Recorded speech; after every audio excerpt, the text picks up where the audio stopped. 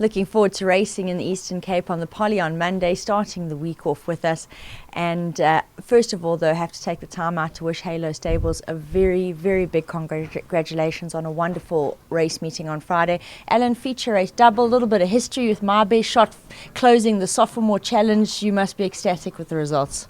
Morning, Nadine. Yeah, well, it was really exciting and was great for my best shot to tick off that 3-race win, and to all the owners and everybody concerned, very well done. You know, it's hard work trying to just keep him ticking over from race to race, and it was an exciting day, but back to basics, and Monday, here we come.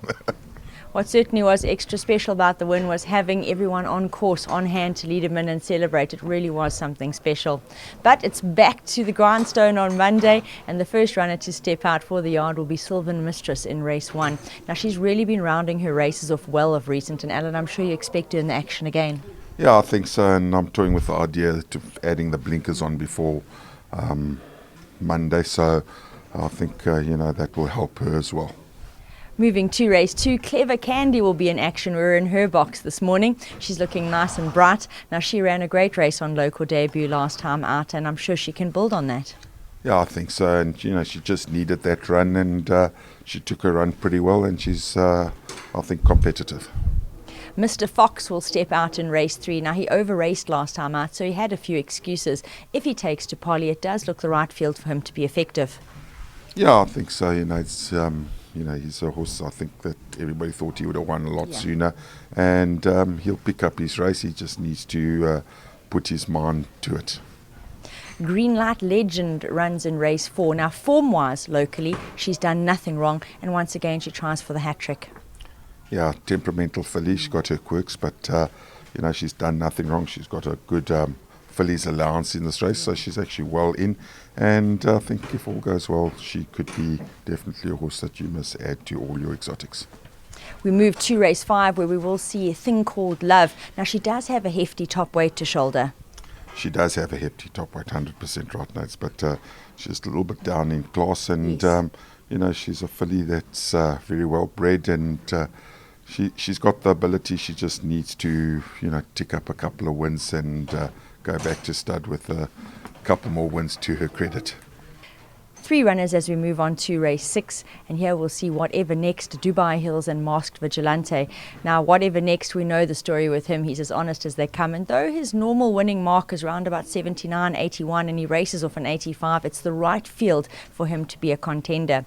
Dubai Hills followed up well last time out off his career win number 3 in his penultimate start, and Masked Vigilante races fresh, which he does enjoy, and he loves the Poly. Alan, 3 runners with claims. Definitely 3 runners with claims. Whatever Next, like you say, you spot on. He's runs good races, and he often around about 79, but not far off from here. Yeah. Dubai Hills ran a cracking race last time, and he's him and Charlie have got good affinity for one another, and he's done pretty well since coming back in trip. Masked Vigilante, he does race off a break, but he does take his races that you can't run them on top of one another. Nicely drawn, very competitive, and definitely not a horse to leave out. In race 7, Can't Say No will be taking on male opposition, but she's down in class and she's in steady form. Chili Bomb, while he'll be hoping to round up a hat-trick, definitely a horse we need to consider. And Final Edition, well, he was caught just a little bit too far back in his last, and he actually ran on very well. Yeah, Can't Say No, down in class. She's always taking on tough opposition. Today, no different. She now takes on the boys. But she's got that win lurking in the background somewhere along the line. She'll get it right. Chili Bomb has done nothing wrong since running on the Poly.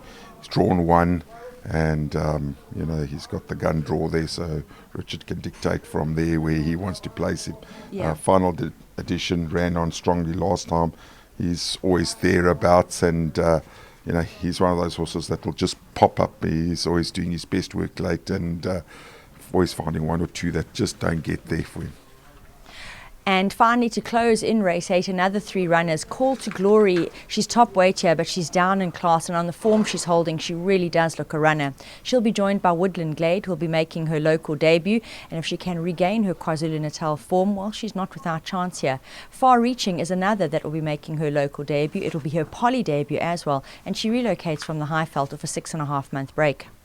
Yeah, Call to Glory, well-bred filly, and you know, I haven't tried her over 1900, so she seems to be running on each time, and there's no reason on her breeding that she shouldn't go 1900, to be honest. Even at the ripe old age of 5 years, she is a daughter of Smart Call, who won the Met, so 1900 shouldn't be out of her reach. Woodland Glade likewise has a filly that definitely does the distance, having her first run here in the Eastern Cape, and hopefully she can regain some of her earlier form. And then Far Reaching, nice filly, drawn one. She's been off for quite a while. She might just need this run, but she is a nice filly.